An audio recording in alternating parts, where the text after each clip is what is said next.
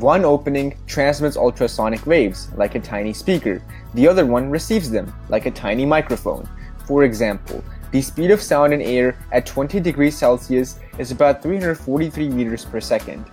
A pulse which strikes an object 1 meter away would take about 0.00583 seconds to reach the receiver of the ultrasonic sensor, according to the equation distance equal velocity times time.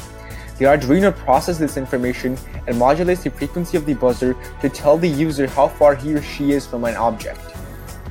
So, how did all of this start?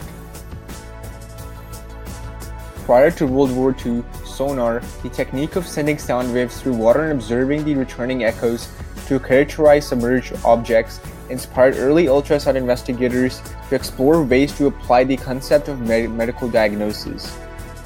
Shortly after close of World War, researchers in Japan began to explore the medical diagnostic capabilities of the ultrasound.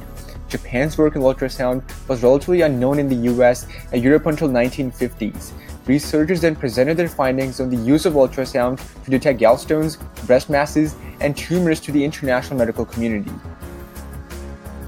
Japan was also the first country to apply Doppler ultrasound, an application of ultrasound that detects internal moving objects such as blood coursing through the heart for cardiovascular investigation.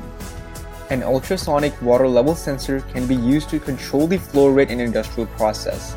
These sensors send signals that it uses to detect the level of the liquid.